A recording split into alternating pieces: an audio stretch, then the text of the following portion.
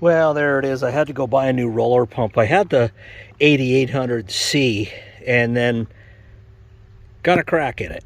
I left it out in the cold, had a little bit of water in it. That's all it took. They do have drain plugs in these and whatnot. I usually take these in the house, in the back room, and that's where they sit for the winter, but I didn't this time anyways. The upgrade is the 8900. Pretty good little roller pumps. I mean, they're not absolute top of the line. 24 gallons per minute. Does the job for me.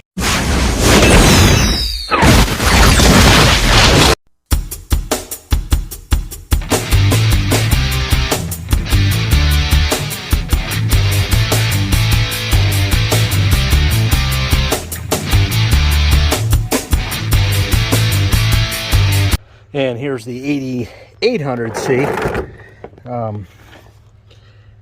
Yeah, that's the old model.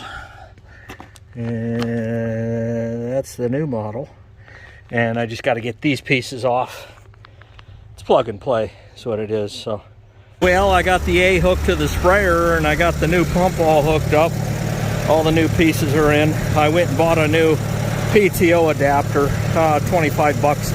Figured I spent 160 on the new pump, so why not spend the extra money and have a new adapter on there? And that's way nicer. I mean, you pull it back and everything just slides right off. You don't have to tighten down those little screws, set screws. And I think what I'm going to do is I'm going to start off with about probably 50 to 75 gallons in here, and that should be enough to spray that small field, about 4 acres. And we'll go from there. Of course, a sprayer is the only implement on a farm that grows gremlins. Even if it's just sitting, that's actually worse for it. Always an issue with the nozzles, always. One won't be right, I'll have to blow it out, take them off, but that's why I'm filling it with water, just to see how this pump works on that PTO. So let's go, let's grow. Well, I'm at a temporary impasse. This valve shot, these stripped out, left me a little crack there, so we spraying, but we spraying out of here. And I'm gonna run to Tractor Supply tonight and get that new valve bought. 85 bucks, get me into a new one. And I got an auction to go to tomorrow, but most definitely I will get back and replace that valve and be done with it. Even with it coming out of there, liquid was coming out of the nozzle, so that's a good sign. But this is the gremlin of the year. You know, I mean, why wouldn't it grow it? Sitting doing nothing. There you go. Well, I went and bought a new T-valve, and I need to go from this to this.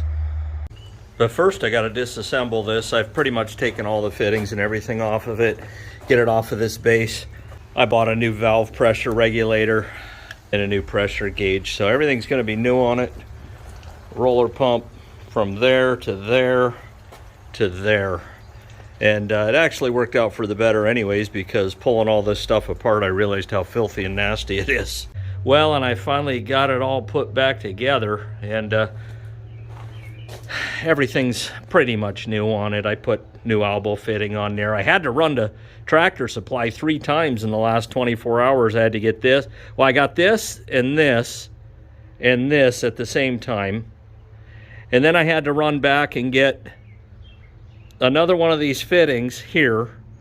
But they didn't have the exact fitting, so it's kind of a, I don't know, it's rigged up. I'm just hoping it doesn't leak in between here. I did use some Teflon tape, I mean, obviously, but got a new screen in here.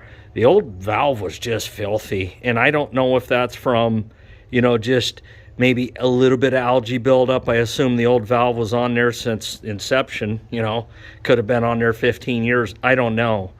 But I know when I took it apart, took it off of here and took it apart, man, it was dirty. And it had like black sludge in it. It almost makes me wonder if he wasn't drawing water out of a creek or a pond to fill this thing. Not a good idea. Not a good idea at all. I do use well water to fill the tank. It is hard, you know, but it doesn't come already with the algae. So I'm gonna back this thing out of here as late as it's getting. I don't really care. Oh, look, old valve. Let's kick it. There we go. I'm gonna back this thing out of here and see what happens. See maybe where I'm leaking, where I need to tighten something up, or, you know, next is the nozzles. I will tell you, last night when I engaged the PTO and it was coming out of this seam here, it was still coming out of the nozzles, so that was a good sign to me. And I don't know if it was coming out all of them or not. As soon as I saw it spraying out of there, I shut the tractor off and then disengaged the PTO. So let's go, let's grow, you know. Well, I should have known to check these back here, but most of the nozzles were spraying. I'm not worried about unclogging nozzles, but this blew off. And I didn't have this very tight, so we're gonna run that again and see how that works out. Part of the problem could be, I mean, you could see it's wet clear out to here, and then there's a nozzle there, and that's dripping water, but I mean, I don't know. There is a little bit of mist there. And you could just tell what's spraying and what's not. You know, clear out to here. These are all dripping. I don't know about this end one. I can't really tell. I mean, I guess I could feel. Yeah, it's soaked. So pretty much everything was spraying. That's the good news.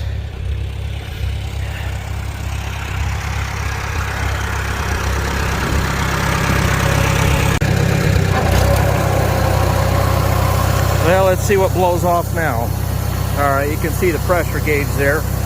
Pop it over here to full open. Open her up.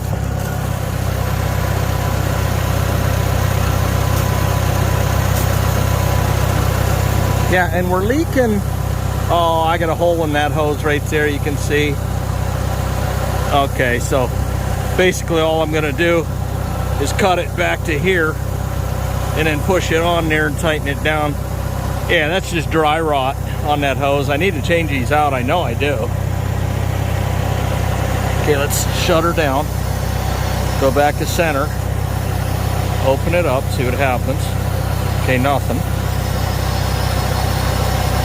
Okay. Here. Can't figure out why the PSI ain't reading, but it reads immediately, but it ain't reading. Huh. I don't know.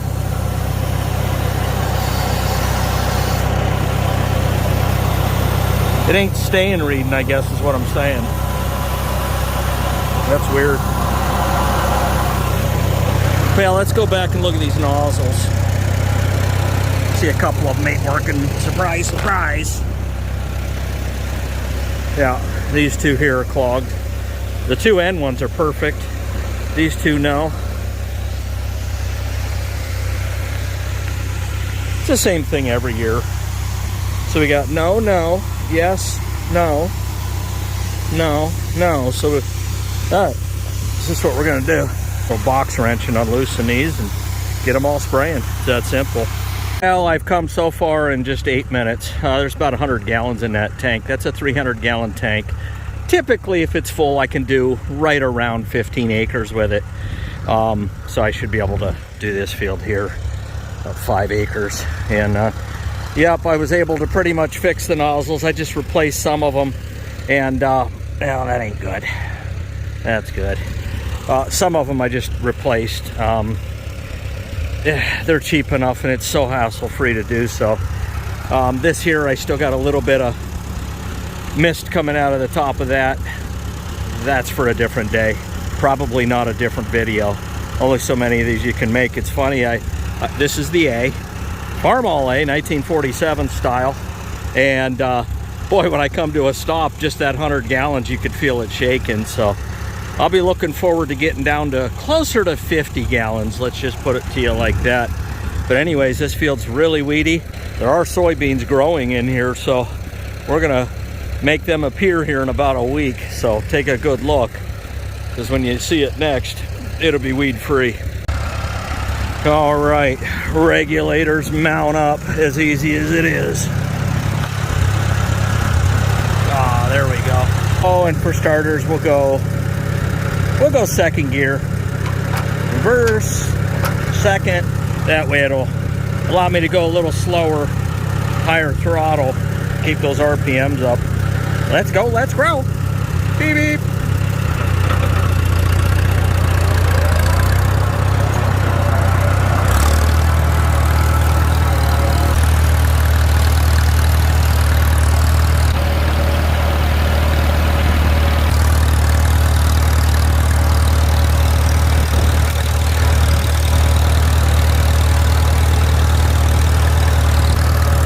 a lot of woodchucks up in this area, so I'm sure it's going to smell perfect. Really puts a 17 to the test. 200 yards. Spray this clover, I'll bet it survives. Clover's pretty durable when it comes to glyphosate. A lot of rocks in here, man. This is just one of them wet spots. It just pours up the rocks.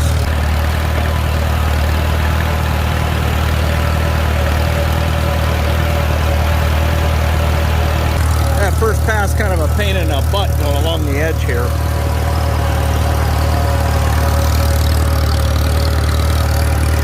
You take my time, you go full throttle, high speed, and you break a boom. That's a whole new level of fun. I'm not looking to have it all. This is nice here though. Go right under this overhang. The buck scrapes. I think I found me a little spraying tractor. There you go.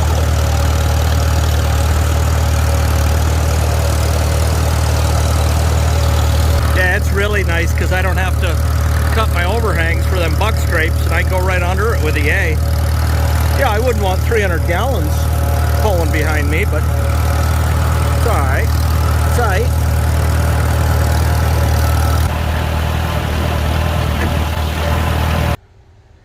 Well, I come back to fill the tank, and you can see it's on a little bit of a decline, so that's a misread. It's actually about a half a tank, which I'm pretty comfortable with the A. Went to fire the A up, wouldn't start. Okay, so I come over to the sediment bowl, which is now pretty crystal clear and clean, but it wasn't. It was dirty. I thought, well, usually I clean the sediment bowl out and shake things up and things are pretty good. And I come over here and it still wouldn't start, so I pulled the line, pulled this piece out. It's got that copper screen in it. That was clean. There was nothing in it. So I turned the petcock on. From the tank to the bowl to the line is just pure straight flow. And then when I went to start it, I noticed the float was sticking. So I got a dirty carb. You can see I pulled the bowl, and that's what I'm going to do now is try to clean the bowl up. And there's the bowl there. You can see down in there. It's not the epitome of clean, that's for sure. And it really doesn't take much to clog up those ports. You know, it really don't. I like an ultrasonic cleaner. You take this out and throw it in an ultrasonic cleaner and get it cleaned up and then throw it back on there. But for now, I'm just going to use carbon choke cleaner. Try to bang the stuff out of there. Bang a gong, get it on. Bang a gong. So, yeah. I'm going to soak this crap pretty good, and hopefully, what I'm really hoping is that a lot of times, sometimes those floats can get little pinholes in them and they fill up with gasoline. Really, the carb needs rebuilt. That's, you know, I'm trying to finish the rest of that field. So I just need the darn thing to start and run for another, oh, I don't know, 20 minutes. And then I can not put a Band-Aid on it. Yeah, let that soak. Carb cleaner. Who knows the last time this has been even dealt with at all. It'll marvel. Yeah.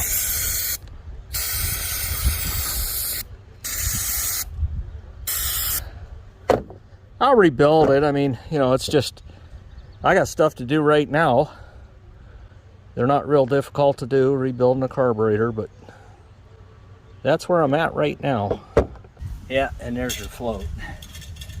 I don't feel like there's any liquid in it, so that's kind of good news. What you do, you just take this off, throw it in a thing of water, see if it fills up. But there's nothing in that, so, and I can see the needle valve up there. It's not sticking or anything. It's going back and forth just like it should. Just like a schoolboy should. All right. Let's go ahead and do the fun part. Getting this stupid thing back on there. Not messing up the float ski. There we go. What you gotta do is on the back side, you gotta make sure the choke's connected too. So my only gripe about some of the Farmall tractors is that the way they engineered them, you know, like this has 4 screws up top that hold the bowl onto the carb. There's always one, you know, they can't all 4 be easily accessible. There's always got to be one that you just can't quite get to. Really, the only other step past this, once you've cleaned the bowl and this and that and the other thing, you got to rebuild the carb. Generally, if these Farmall tractors don't start, man, 9 times out of 10, it's fuel related. I should have known, you know, as soon as I buy a tractor, just unless the guy tells me to my face that he just rebuilt the carb, rebuild the carb. You know, and then that way you ain't dealing with this crap when you're trying to do a little spray ski. All right, the carb's back in place. Choke's off. It's another thing I gotta work on is getting this choke loosened up, boy. All right, we're not gonna start off choking it, but turn the fuel on. I know I got good flow from the tank to the bowl, to the bowl to the line to the copper screen in the carb. So we're gonna try to fire this thing up now that I clean the bowl out.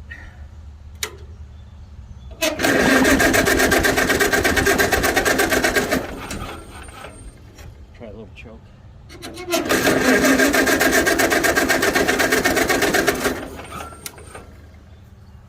Oh.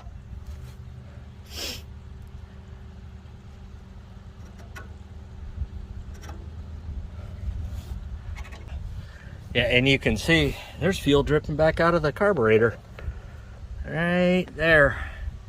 So what I'm going to do is take, I don't know why it'd be stock necessarily, but take a hammer, just tap on it, see if I can get it.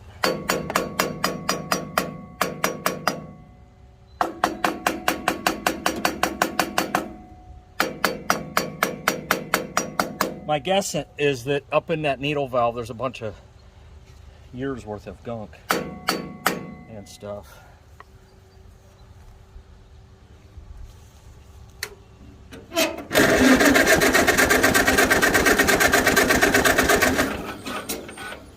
Nope. Choke it.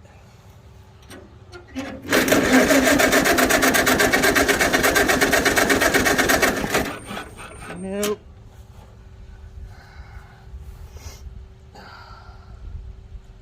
I'm dead in the water, boys and girls. That is a carb rebuild. Well, that's going to be it for part 1. I got to pull the plug on this video. Meanwhile, I'm going to be tinkering with this A, getting it running, and get ready to finish spraying. Boom!